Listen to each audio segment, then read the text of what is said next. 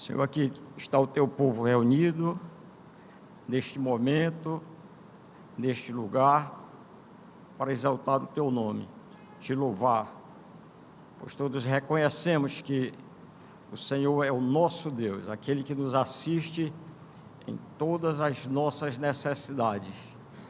O Senhor é o nosso abençoador, aquele que nos tem enriquecido com toda a sorte de bênçãos celestiais. Abençoa os irmãos, ó Deus, que nesta hora aqui se congregam. O Senhor conhece o coração de cada um, as suas dificuldades, as suas lutas, os seus temores. Visita, então, ó Deus, cada irmão, aqueles que estão enfermos, os que estão enlutados, os que estão afligidos. Visita, ó Deus, a todos, pois Tu és o nosso Deus. Nós te rogamos, no nome de Jesus. Amém. Amém. Vamos abrir, irmãos, a palavra do nosso Deus para meditarmos nesta noite. No Evangelho de Mateus, capítulo 11. Mateus, capítulo 11.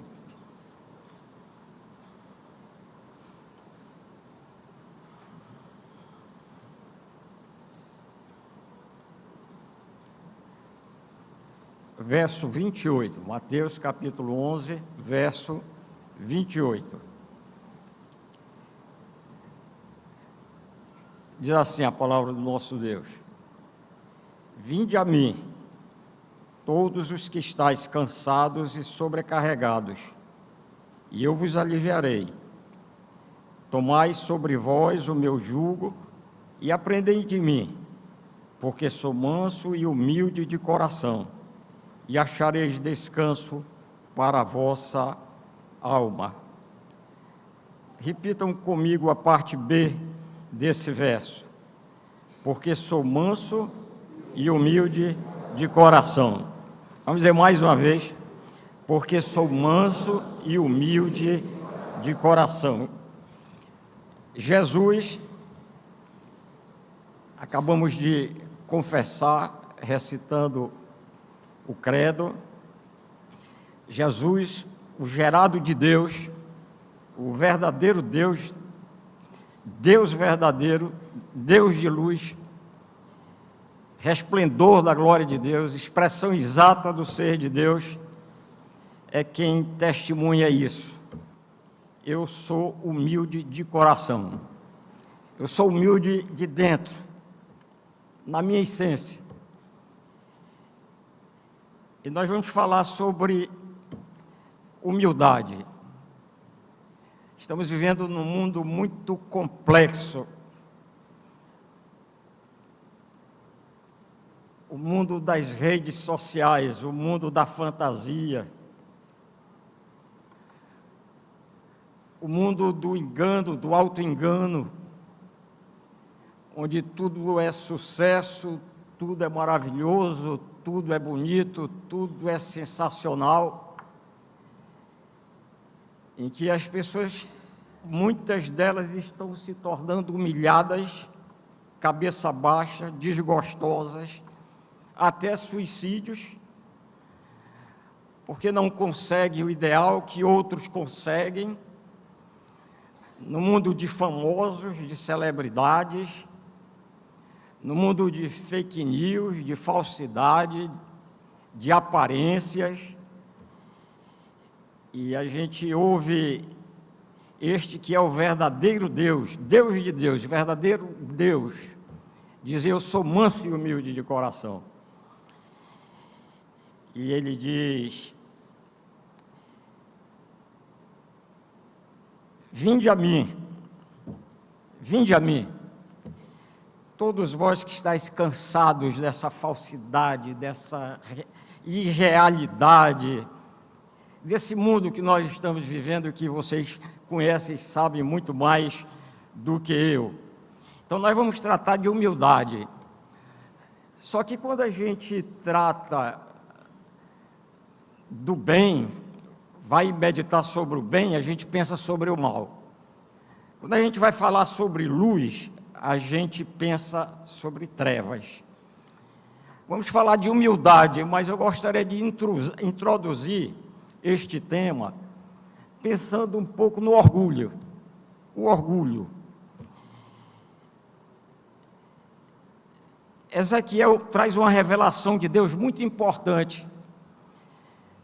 Deus falou a um querubim, prestem atenção, porque isso é fundamental para todos nós.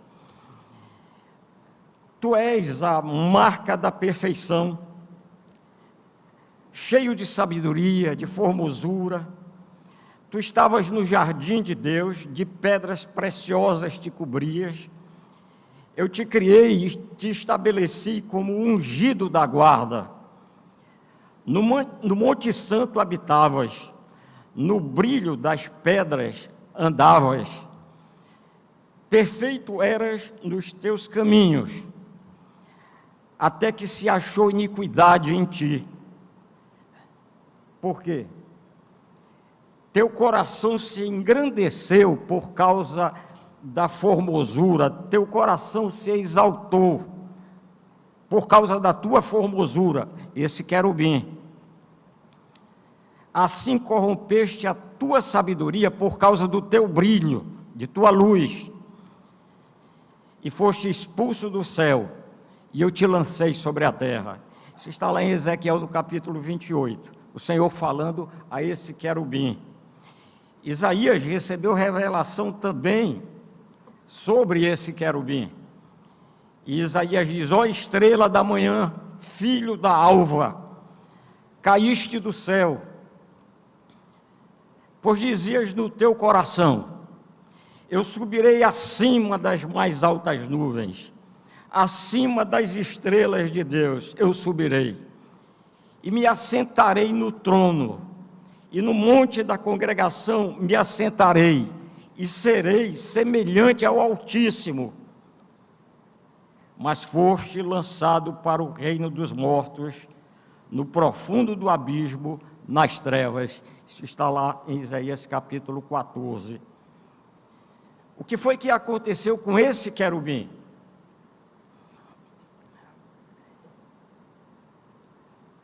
Ele olhou para si.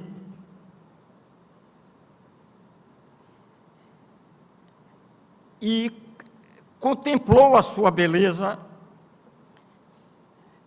ele viu a sua perfeição, agradou-se dela, ele viu seu brilho, ele achou-se esplêndido, admirou-se de si mesmo, encantou-se, exaltou-se, atribuiu-se suficiência, enfatuou-se, idolatrou-se, avaliou-se como maior, acima de todos os anjos. Orgulhoso, ensoberbecido, vaidoso, ele cobiçou a glória do Criador. Ele cobiçou o trono de Deus. Ele cobiçou o poder de Deus. Quis ser adorado como Deus. Sentiu-se digno de toda a honra, de todo o louvor, de toda a glória. Em seu orgulho, ele ambiciou ser divino. E no capítulo 12 do livro de Apocalipse está escrito que Deus o expulsou e não se achou mais no céu o lugar dele. Ele caiu por causa do orgulho. Então, o orgulho levou aquele querubim à queda. E por que é importante a gente pensar sobre orgulho? Porque o orgulho ele está na origem da transgressão. Ele está na origem do pecado.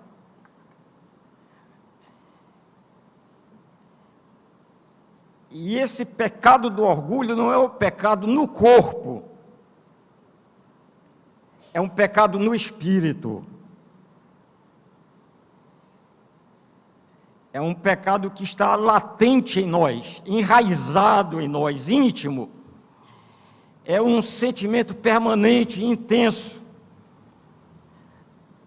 Porque todos nós somos orgulhosos. Não há nenhum aqui que não seja orgulhoso.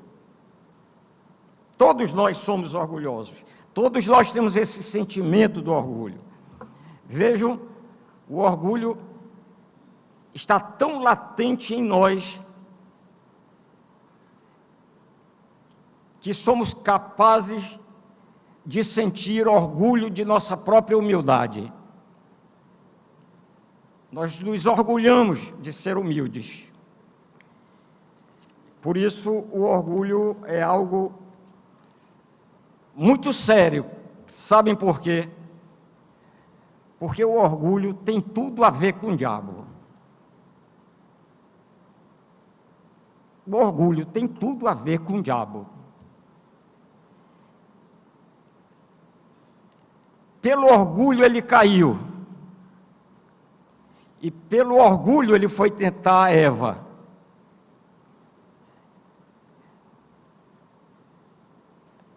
Ele chegou para Eva e disse: se vocês comerem desse fruto, vocês não vão morrer. Porque Deus sabe que vocês, comendo do fruto, os olhos de vocês vão abrir, vocês terão entendimento, conhecimento iguais a Deus, serão semelhantes a Deus.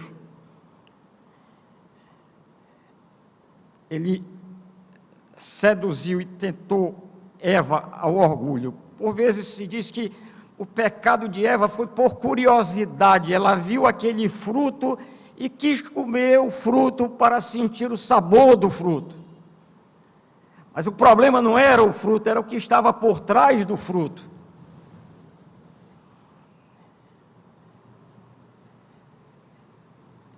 E o pecado, e esse querubim caído,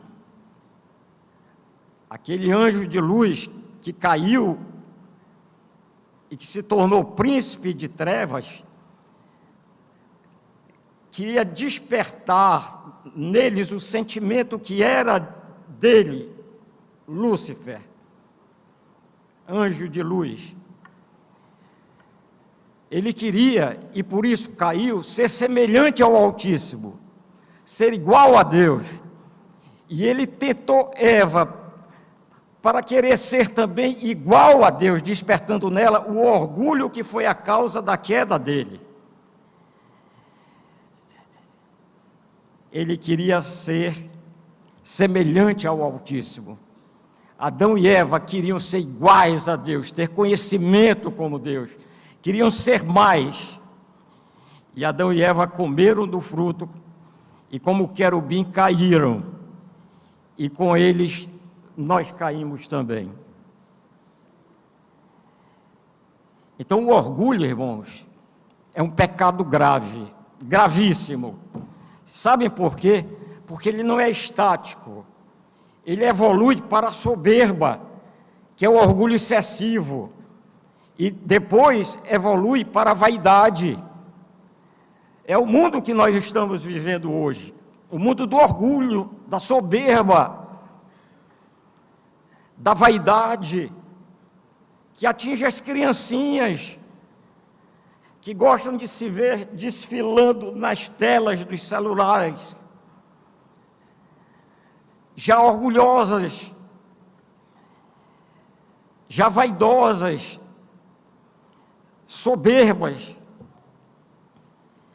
E daí vem uma série de coisas.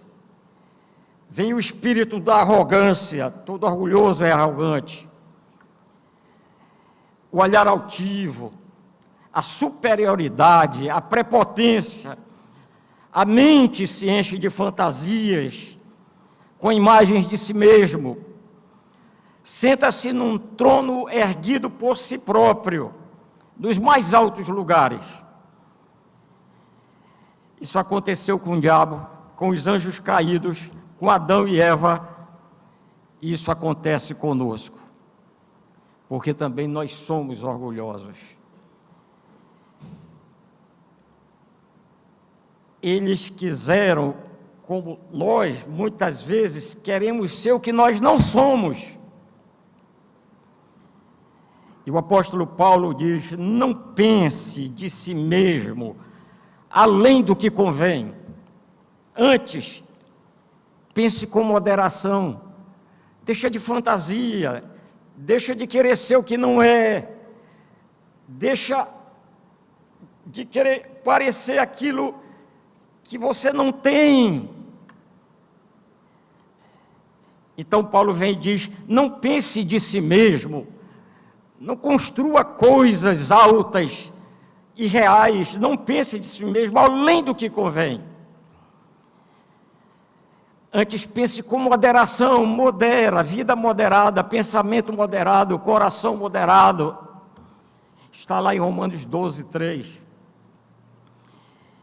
E é importante isso porque a palavra de Deus diz que o orgulho precede a ruína.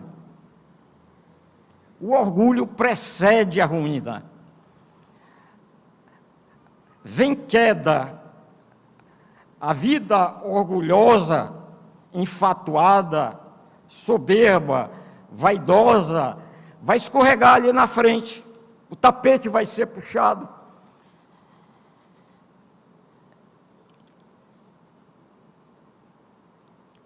Vocês já leram e vocês se lembram de um homem que era o homem segundo o coração de Deus.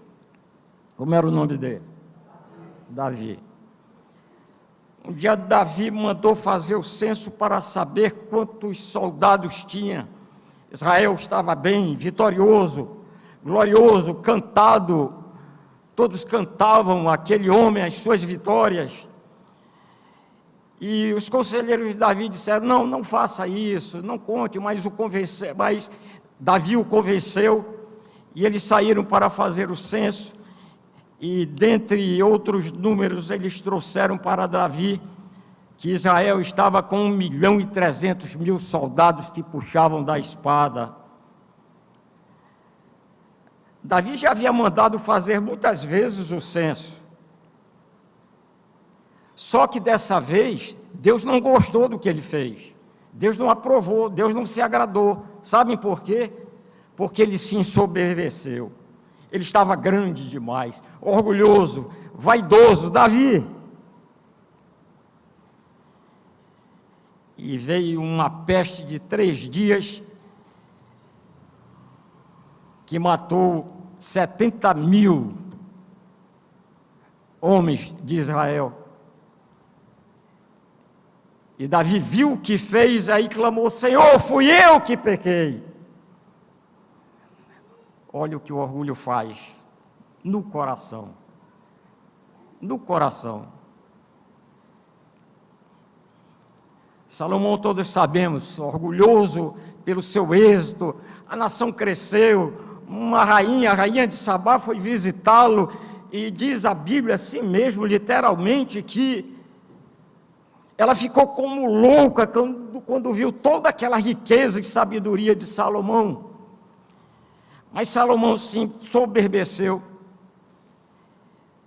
e Deus então levantou Jeroboão. O reino foi dividido, e já velho, o que ele escreve e deixa registrado, que de vaidade e vaidade, tudo é vaidade. Tudo é vaidade, e é como correr atrás do vento, e é isso mesmo, a nossa vida.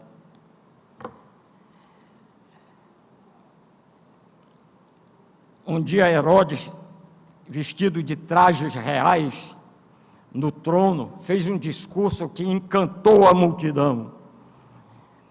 E os homens disseram: isto é voz de um Deus, não é voz de homem, não.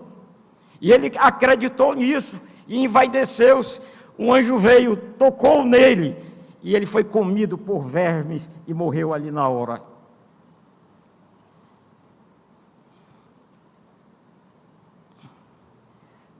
Nabucodonosor, orgulhoso, rei orgulhoso, se ensoberbeceu, vaidoso, fez uma imagem, e nela ele se projetou e quis ser adorado. Os homens tinham de se prostrar e adorar como um Deus aquela imagem, que era a imagem dele próprio, cabeça de ouro, da visão de Daniel. Ele foi ferido na mente, foi expulso do palácio pelos homens, E ele foi viver com os animais do campo, comendo grama, molhado pelo orvalho. Seus cabelos cresceram como as penas da águia, suas unhas cresceram como as das aves de rapina. E assim ele permaneceu até aprender uma coisa, que quem governava e o rei dos reis não era ele, era o Altíssimo que tem domínio sobre os reinos da terra. E ao recobrar o juízo, ele diz: eu, Nabucodonosor, louvo, exalto e glorifico ao Rei do céu, porque todas as suas obras são verdadeiras, dizia ele, e os seus caminhos são justos, e ele é aquele que humilha os que andam em soberba. É para a gente tremer, nós que somos orgulhosos, que temos essa natureza orgulhosa, que queremos ser o que não somos. Nabucodonosor, grande rei, Ezequias, um homem consagrado de Deus. Vocês lembram da história de vida de Ezequias, porque ele adoeceu, aí o profeta foi visitá-lo e levar uma mensagem do Senhor e disse: Ezequias, põe em ordem a tua casa porque você vai morrer. E Ezequias virou para a parede e começou a chorar e a clamar: Senhor, sou teu servo, eu ando em dignidade na tua presença, em fidelidade, sou teu servo, faço o que te agrada. E era assim mesmo ele. E Deus mandou Isaías, que havia saído da casa de Ezequias, e disse: olha, vai, e disse que eu vou acrescentar mais 15 anos de vida. Mas aconteceu que ele não correspondeu, diz a Bíblia, a esse benefício que lhe fora feito pelo Senhor. Foi uma delegação da Babilônia visitá-lo pela sua recuperação, visitar o seu reino, e ele mostrou toda a sua casa, todo o seu palácio, toda a sua riqueza. Só que não foi uma demonstração de cortesia. Ele estava vaidoso, orgulhoso, ele estava fazendo aquilo com orgulho. O seu coração se exaltou, pelo que veio grande ira de Deus sobre ele e sua família, e sobre o reino de Judá e Jerusalém. O orgulho não é brincadeira.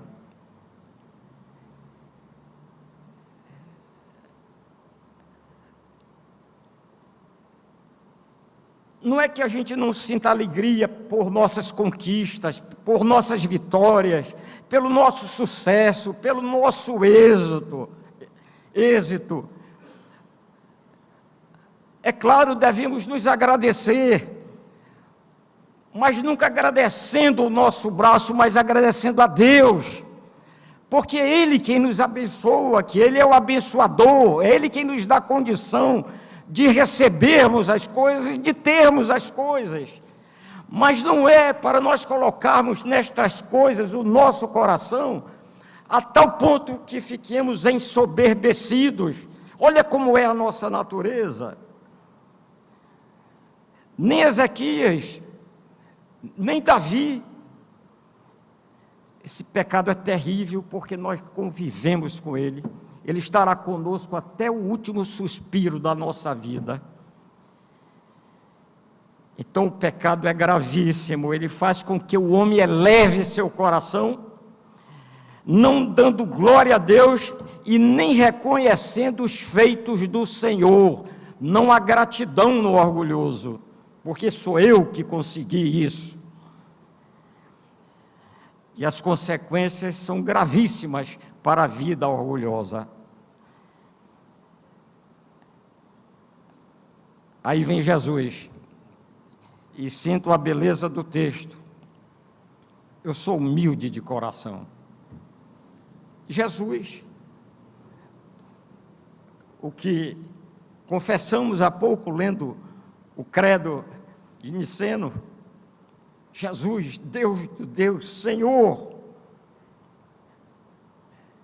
A Bíblia diz que Jesus era humilde de coração, ou seja, ele podia recitar o Salmo 131 Meu coração não é soberbo e nem altivo o meu olhar.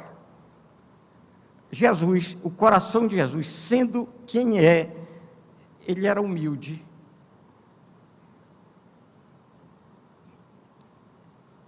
Ou seja, ele não era arrogante. Jesus não era arrogante. Quantas vezes a gente cai desse pecado da arrogância, e a arrogância é consequência do orgulho, porque nós nos contrariamos. Quando o nosso coração é ferido, e aí por vezes a gente diz, eu sou uma pessoa tão sensível. Não, é uma pessoa muito orgulhosa. Quanto mais sensível, tem mais o verme do orgulho dentro de si.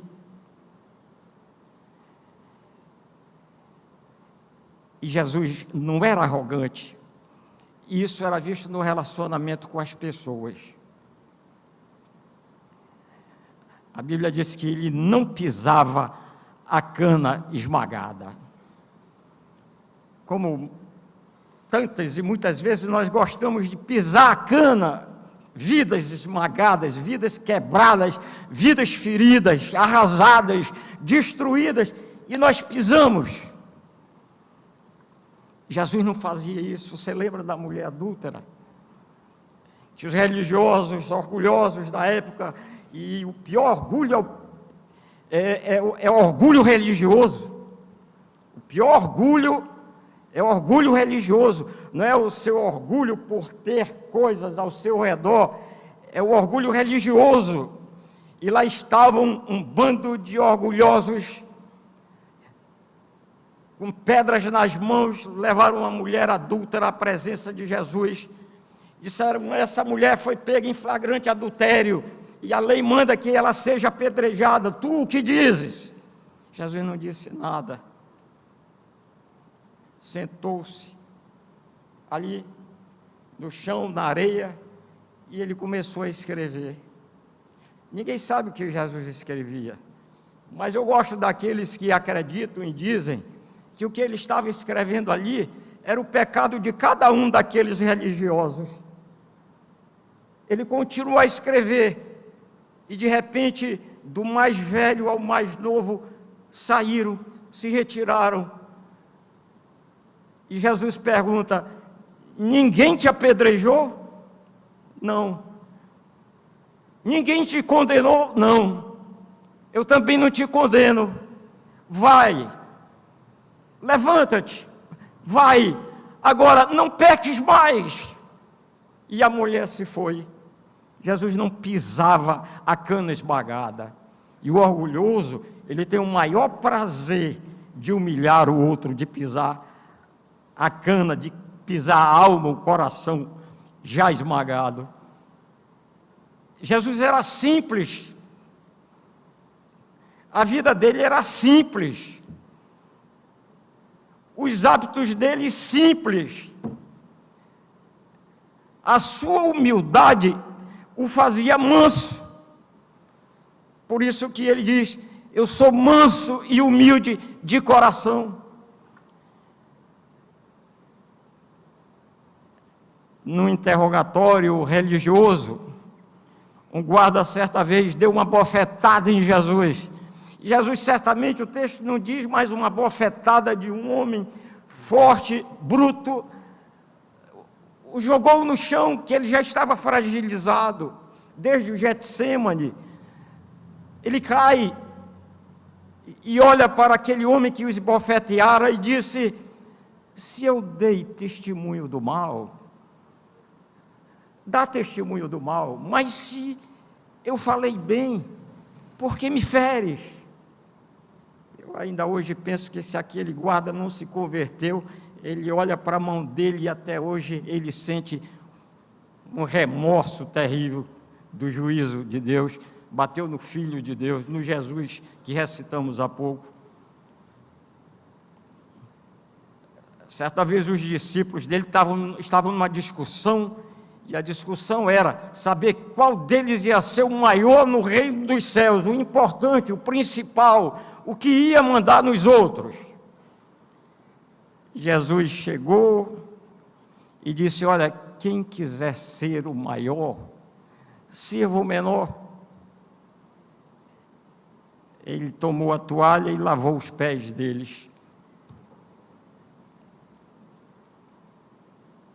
Sendo o Pai da eternidade, o Pai da eternidade, Jesus, o Pai da eternidade, ele se esvaziou para assumir forma humana, para se tornar iguais a nós. Soberba, arrogância, orgulho, é o homem querer ser Deus, mas Deus, que é Deus, se humilha para ser homem, como Jesus fez, para ser um igual a nós. Ele desceu para viver a nossa vida, para morrer a nossa morte, para nos dar da sua vida eterna. Jesus, vejam só que coisa impressionante da humildade de Jesus, sendo ele filho unigênito, o filho único, ele tornou-se o nosso irmão primogênito. Ele nos recebeu e nos adotou na família de Deus. Nós somos os irmãos primogênitos dele. Ele, o Filho unigênito do Pai. Sendo ele Criador, Jesus se fez servo sofredor para expiar os nossos pecados e nos vestir com a sua justiça, porque somos pecadores. No céu ele recebe o louvor dos serafins, dos querubins, dos anjos, dos seres celestiais que o louvam incessantemente. Mas ele ouve também o coração das criancinhas de peito, que apenas balbuciam. Jesus ouve o coração das criancinhas em sua humildade. Isaías faz um fecho disso que nós queremos colocar. Isaías diz: ele habita o alto e santo lugar, o Altíssimo, mas ele habita também com o contrito e abatido de espírito, para dar vida aos abatidos e dar ânimo aos que estão quebrantados. Isaías capítulo 57. Está lá em cima, mas ele mora aqui em mim, eu, pecador, pés de barro, que se tenho a graça de falar a vocês deste sublime e santo evangelho, é tudo por causa da misericórdia e da graça dele. Que quantas vezes nos questionamos de falar de coisas tão profundas da palavra de Deus, sendo o que somos, tendo a natureza que temos, tendo as falhas que vivemos. Nós nos conhecemos e sabemos que nós somos pecadores, carentes da misericórdia dele, da graça dele, da bênção dele.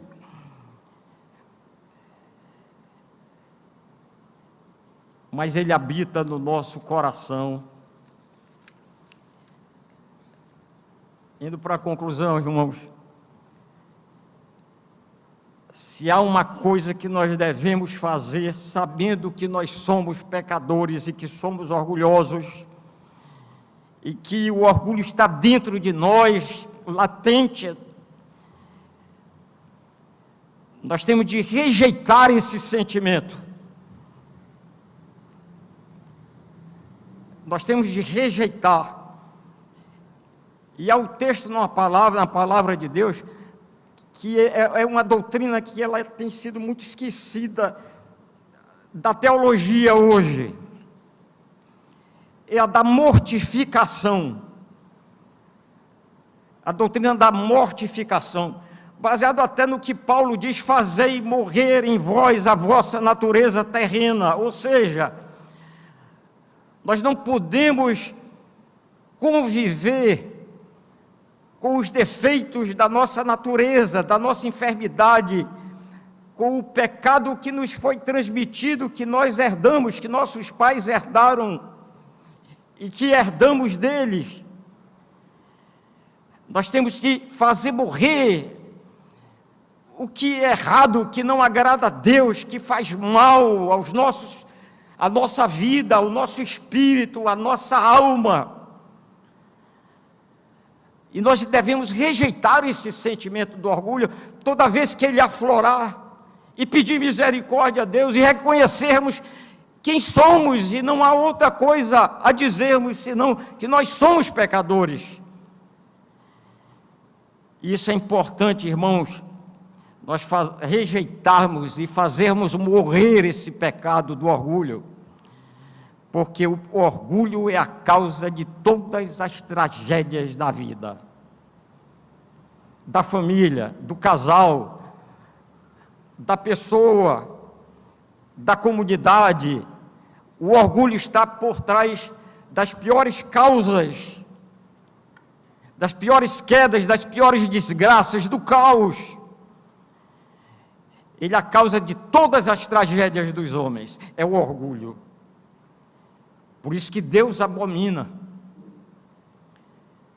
Então temos de clamar a Deus para que Ele nos ajude a mortificar esse pecado do nosso coração e assumirmos quem somos. Sabem por que isso é importante, irmãos? Fazer morrer esse pecado do orgulho, todos os outros pecados, mas esse pecado que é tão próximo a nós, está tão presente a nós, que é o pecado da nossa vaidade, da nossa soberba, da nossa prepotência, de nossa superioridade. Sabem por que isso é importante? Porque se nós não tivermos o coração humilde, como Jesus nos ensina, não há boas atitudes. Sem coração humilde, não há boas atitudes. A vida cristã é revelada por boas atitudes. Foi assim que se viu a igreja primitiva, os ímpios, os pagãos, os incrédulos, os perseguidores da igreja, viram naqueles cristãos primitivos gente simples. E a humildade deles era vista na atitude daqueles irmãos da igreja, de um Barnabé.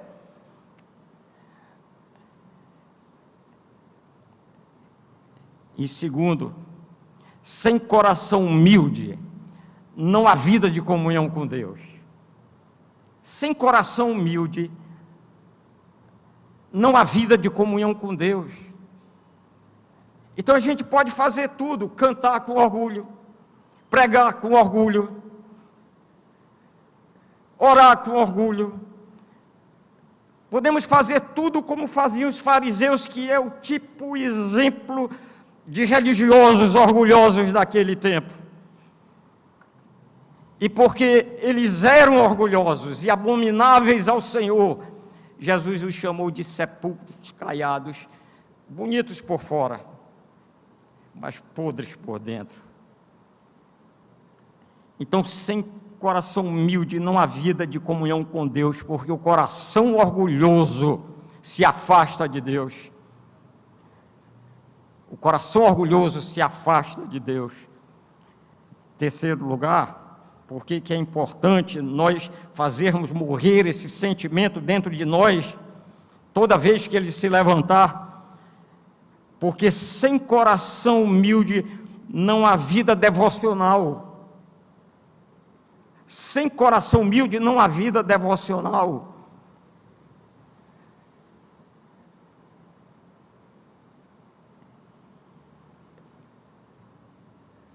Porque o orgulho não deixa você orar e pedir sinceramente perdão pelos seus pecados. Porque o orgulhoso, no coração, ele não se arrepende. O orgulhoso não se arrepende de nada. Eu não me arrependo de nada do que fiz. A gente tem ouvido isso. O coração orgulhoso não se quebranta. O coração orgulhoso não tem arrependimento.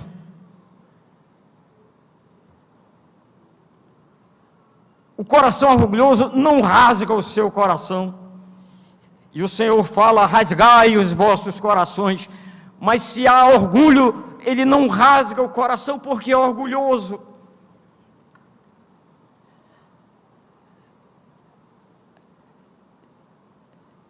E porque o coração orgulhoso, ele estimula dentro de si a justiça própria, a autojustiça.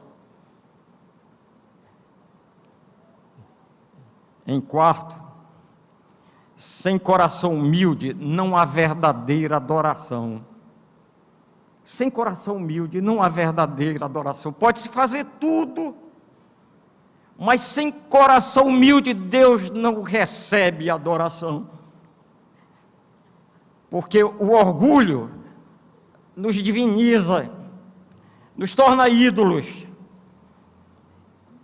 E a palavra de Deus nos diz que o orgulho é como o pecado da idolatria. O orgulho é como o pecado da idolatria. O orgulho de Satanás o levou a adorar a si e quis ser adorado. Por isso que o orgulho é perigoso. E sem coração humilde não há verdadeira adoração. Podemos fazer tudo como deve ser feito, mas se o coração não for humilde, não estiver humilde na presença de Deus, não há verdadeira adoração. Porque o Senhor não olha para os nossos lábios, Ele olha para dentro de nós. Quinto, sem coração humilde não há visitação da graça de Deus, não há sentimento da graça de Deus. Sem coração humilde não há visitação da graça de Deus. Por quê? Porque ao coração orgulhoso, está lá em Tiago, está escrito, Deus resiste ao orgulhoso. Deus põe a mão assim e diz, não vem. Deus derruba, porque o coração é orgulhoso. Ao humilde, o que é que ele faz? Está lá, e aí a gente tem que estar lembrado disso aí para recitar sempre, senão a gente vai cair. O coração humilde, ele dá graça ao coração humilde. Mas o que é que ele faz com o coração orgulhoso? Ele resiste, ele tem resistência, ou seja, ele não abençoa o orgulhoso.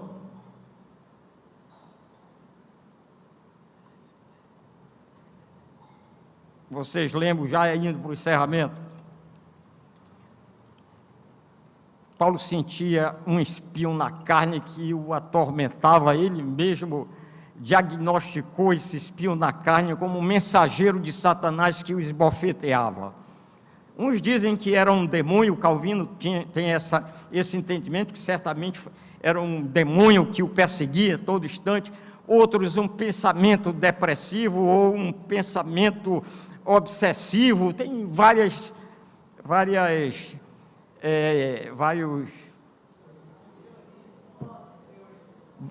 teorias, várias hipóteses, mas a verdade é que aquilo incomodava Paulo, entristecia. E aí você pensa, que precioso foi Paulo para Deus, o trabalho que ele realizou, as caminhadas, o sofrimento, as perseguições, como ele se desgastou, ele passou fome, frio, sede, noites indormidas, jejuns forçados várias vezes, apanhou várias vezes, varadas, 40 varadas, ele apanhou. Mas, paralelamente a isso, ele foi elevado até o paraíso. Ele diz, não sabe se no corpo ou fora do corpo, mas ele foi ao paraíso. E ele ouviu coisas inefáveis, ou seja, coisas encantadoras. Ele ouviu coisas encantadoras, inexprimíveis, que era impossível descrever, coisas que trazem grande contentamento. E tais palavras maravilhosas não foi permitido que Paulo falasse aos homens. E Paulo orou, pediu a Deus para livrá-lo daquele incômodo, daquele espinho que o perturbava.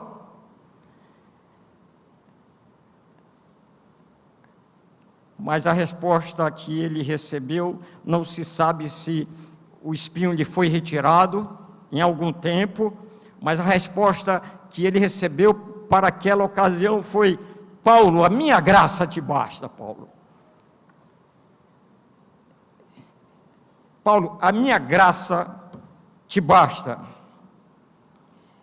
Ele entendeu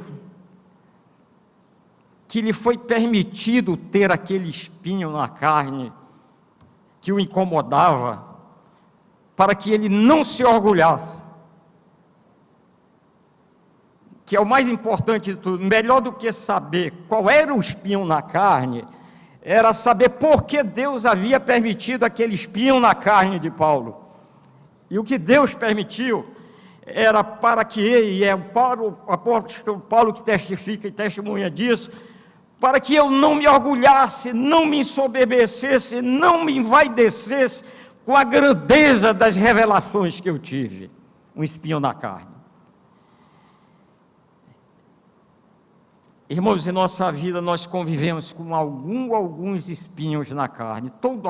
Todo mundo aqui, todos nós aqui certamente temos algum espinho na carne, que nos atormenta, que nos entristece, que nos desgosta, que nos humilha, que nos abate, que nos quebranta, alguma coisa que não nos deixa bem, alguma coisa que a gente acorda e acorda perturbado com aquilo. Essas coisas doem dentro de nós, nos enfraquecem. Parece até que alguma coisa extraordinária está espiritualmente nos acontecendo. Mas saiba, é Deus trabalhando em nossa alma para nós não sermos orgulhosos, soberbos, vaidosos. Deus permite que estas coisas aconteçam conosco, que convivamos com elas, que temos alguma coisa nos furando, nos incomodando, e é Deus trabalhando por sua graça, para não nos tornarmos orgulhosos. Às vezes é uma enfermidade, às vezes é a doença num filho, às vezes é um filho problemático, às vezes é o casamento, é a destruição do casamento, tantas coisas. É Deus que sabe todas as coisas e sabe o que é que Ele faz, e faz para o nosso bem. Ele permite que a gente conviva com esses espinhos na carne, que é para nos levar à oração, ao quebrantamento, a buscar a humildade, a sabermos que somos pecadores, que nós não somos mais do que ninguém, que não somos maiores do que os anjos, que somos maiores do que os homens. Não! Nós somos e vivemos por causa da bendita e maravilhosa graça de Deus.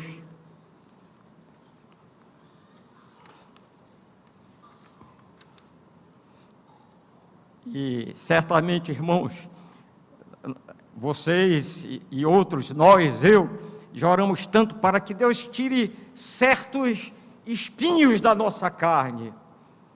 A gente ora que Ele tire espinhos na mente, espinhos no coração, espinhos no corpo, oramos, pedimos. Mas Deus, o que disse para Paulo, diz também para nós: filho, a minha graça te basta. E Paulo aprendeu isso. E nós precisamos aprender também. Ele aprendeu a se alegrar no Senhor. Ele aprendeu a viver contente com o Senhor, a regozijar-se nas fraquezas, nos insultos, nas necessidades, nas perseguições, nas angústias. Ele aprendeu que quando ele estava fraco, aí é que ele era forte, por causa do Senhor. Deus se agrada de nós sim, não quando estamos orgulhosos ou somos orgulhosos. Deus se agrada de nós quando nós nos humilhamos, buscamos a sua face, nos convertemos dos maus caminhos, e aí rogamos a Ele, e Ele diz: eu vos ouvirei. E com o espírito, irmãos, quebrantado, como foi o espírito de Daniel, façamos a oração de Daniel, que dizia assim: ó Senhor, ouve-me. Ó Senhor, perdoa-me. Ó Senhor, atende-me. Ó Senhor, age. Ó Senhor, não te retardes por amor de ti mesmo. Ó Senhor, nós somos as tuas ovelhas chamadas pelo teu nome. Tem misericórdia de nós, porque nós somos pecadores, nós somos o que somos.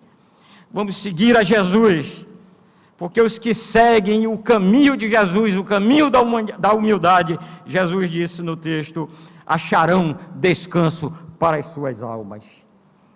Bem-aventurados os humildes de coração, porque deles é... fraqueza, eu estou encerrando já, vamos lá. Bem-aventurados os humildes de coração, os humildes de espírito, porque deles é o reino dos céus. Vamos dizer tudo. Bem-aventurados os humildes de coração, porque deles é o reino dos céus. Então, os humildes têm a promessa do Senhor de que o reino dos céus é nosso. Por sermos o que somos, não, por sermos o que Jesus nos fez e nos preparou para Ele. Que Deus nos abençoe, irmãos.